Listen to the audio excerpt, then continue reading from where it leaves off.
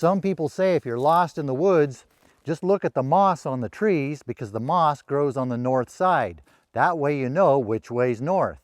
I'm going to show you why that could be some bad advice that could get you even more lost. Let's put that to the test, see what the moss on the trees have to say about that. Right now the moss is not saying much of anything about it because these young conifers just don't have much moss on them at all. Here's a bear scar where a bear tore up the tree.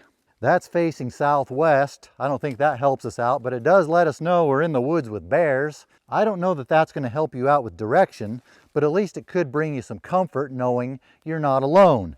You're lost out in the woods with bears to keep you company.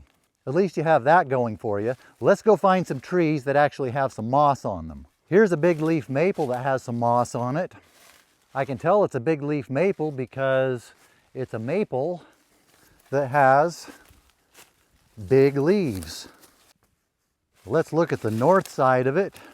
The north side of it does have some moss, but if we look around, most of the moss is on the west side of it. If you took your directions off of this tree thinking that was north when it's actually west, that could be a problem if you're using that for navigation. Now you might be thinking, okay, Mr. Smarty Pants, how do you know which direction is north? Maybe you have it wrong and that actually is north. No, I know which direction is which.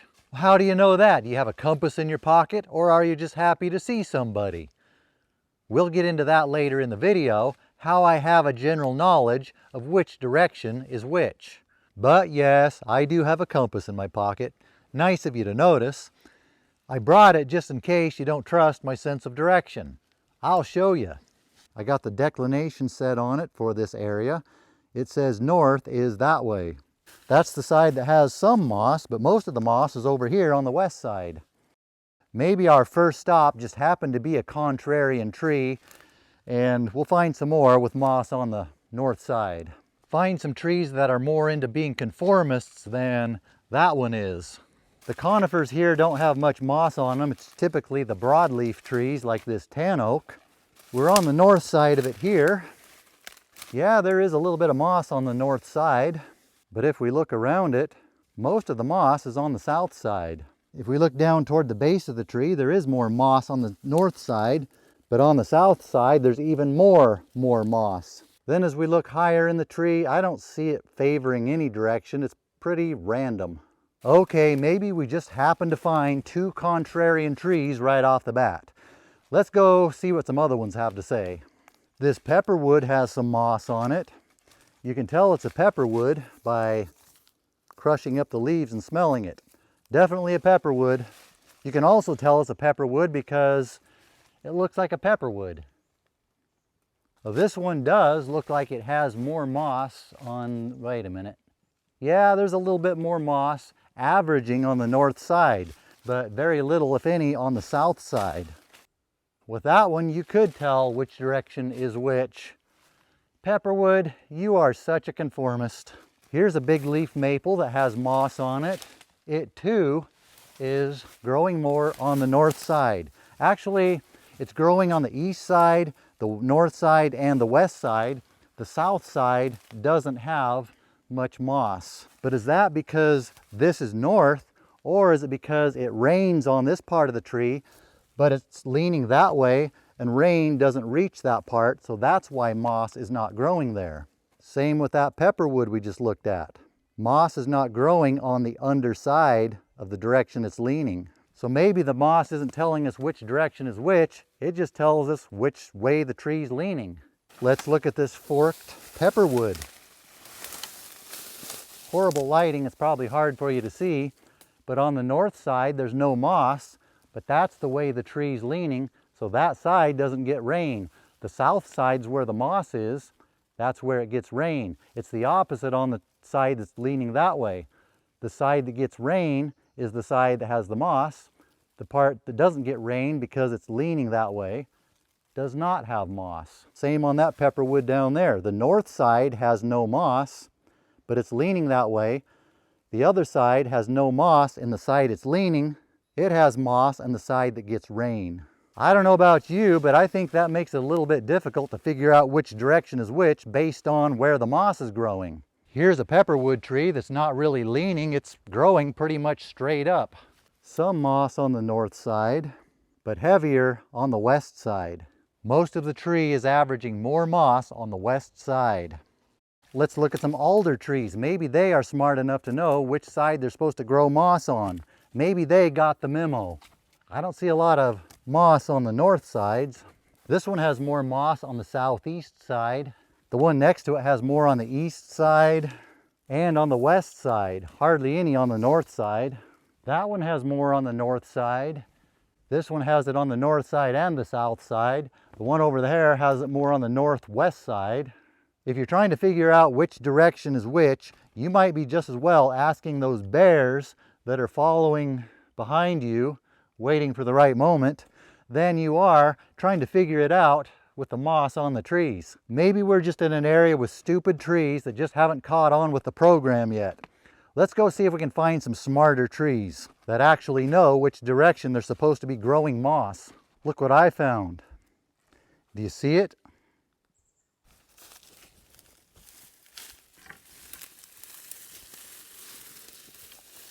That is a Roosevelt elk antler shed. 1, 2, 3, 4, 5, 6, 7, 8, 9, 10, 11 points. Okay, I may have staged this find a little bit. I did find it there a couple days ago. I didn't have the tripod with me then. The neighbor out by the ranch had his excavator here. He cleaned up this road for me, which was nice. He's good like that. So just pretend this was a genuine, exciting find, even though that happened a couple days ago. I'll just leave it right here for now. We'll pick it up on the way back because those things are heavy. I'm sure glad I don't have 2 of those on my head.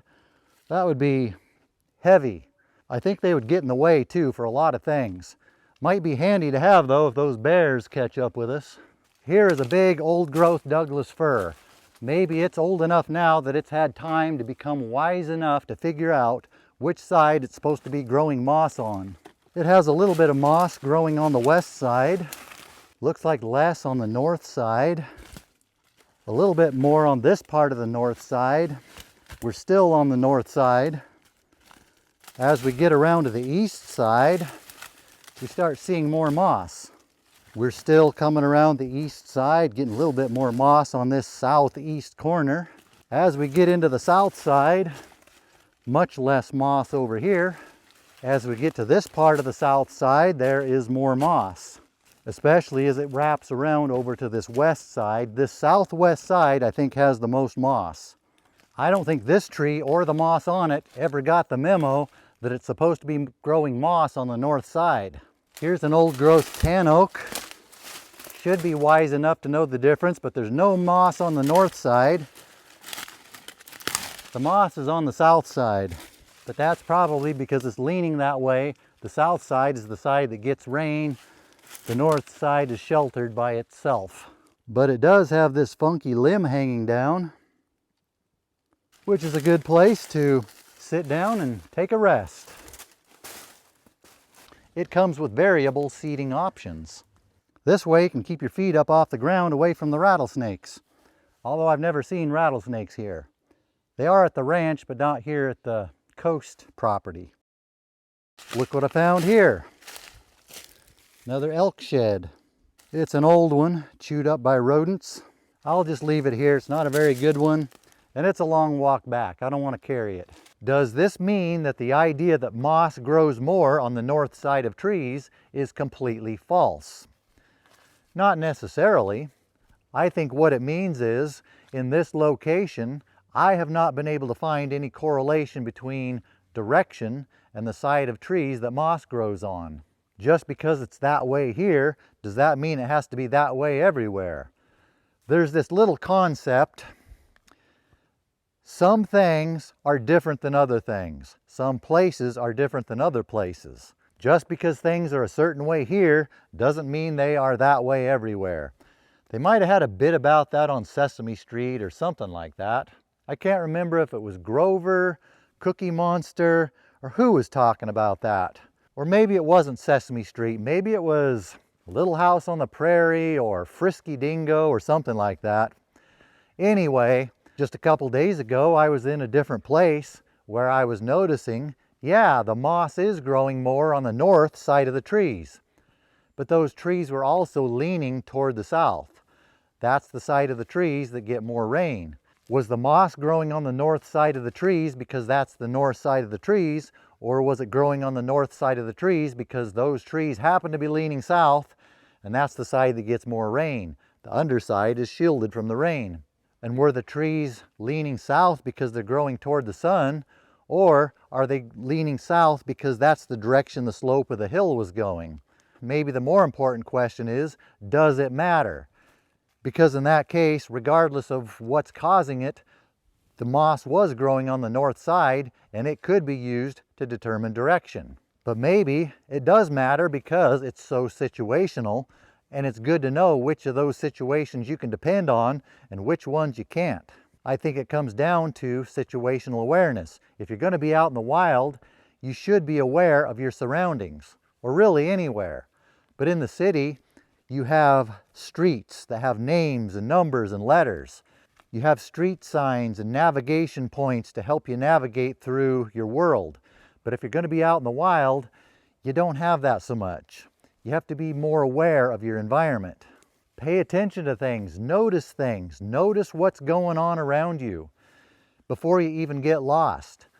Have an awareness of which direction is which while you're in the woods, all the time that you're in the woods. Notice, is the moss growing on the north sides of the trees mostly? Are the trees leaning a certain direction? Are they all leaning in a general southerly direction to get to more sun? If you don't already know which direction is which, pull out your phone. Most phones have compasses on them. Notice how the environment relates to direction. How does the topography relate to direction? In this case, I know we're on the south side of the hill, and the hill generally slants to the south. That's a good way to keep myself oriented. If I know this hill is generally sloped down toward the south, I know if uphill is on my left, downhill is on my right, I'm generally facing east. When you go around a side hill and the slope changes directions, be aware of that. Keep that in mind. Now the slope is maybe southeast instead of south, and keep your bearing. Keep a mental bearing. If this doesn't come natural to you, you can pull out your phone every once in a while, check your compass. Make it a mental challenge to always be aware of which direction is which before you get lost. While you're out in the woods, that'll give you something to do besides just looking at the pretty flowers. And I'm not trying to tell you what you should do here, but I think that's what you should do. On our phones, we have so many good tools, but sometimes you might be out of cell service. Some of those tools might not work. But here's a little tip. If you are out of cell service, put your phone on airplane mode. If you don't, if you're out of cell service, a lot of phones will be continually trying to find service, and that can drain your battery fairly quickly. If you put your phone on airplane mode, that will make your battery last a lot longer. That can buy you a lot more time to use apps like your compass. Some apps and features are not going to work when you're in airplane mode or when you're out of cell service, which might be why you're trying to look at the moss on trees instead of just using your navigation or calling for help. You can turn airplane mode off when you need to use those tools. And I think if you're moving around, it's a good idea to turn it off every once in a while to check and see if you wandered into cell service. Cell phones are great tools, but only if the battery stays charged. So use airplane mode to help you out with that when you can. As long as it's not too cloudy, another good way to keep track of directions is with the sun. If it's in the morning and the sun is over there, we know the sun rises in the east.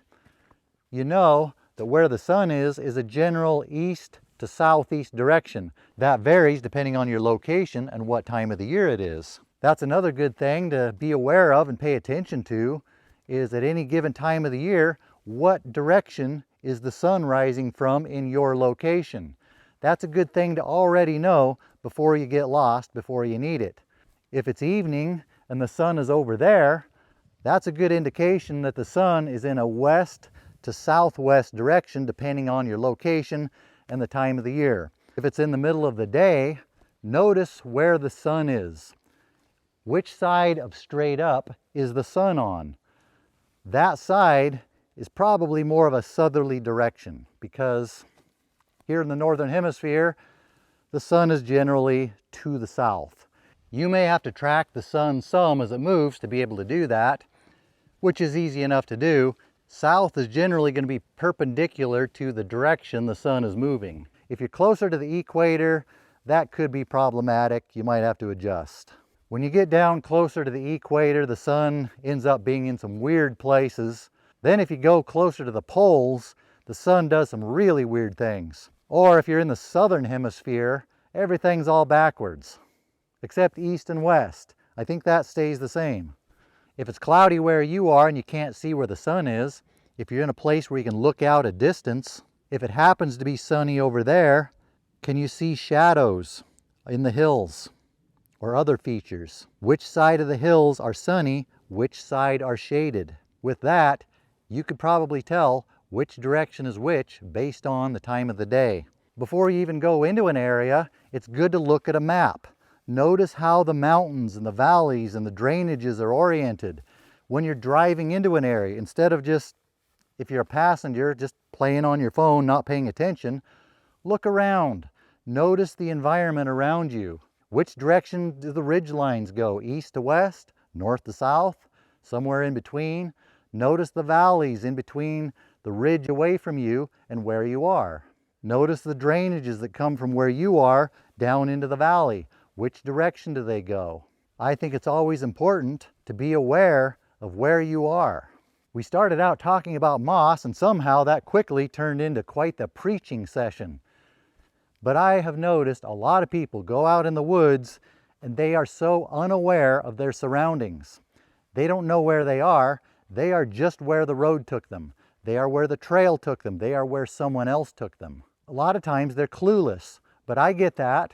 They're out of their normal environment. They are unaware of a lot of things.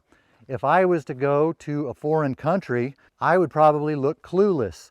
I would probably do things that would look silly to those who are familiar with that environment.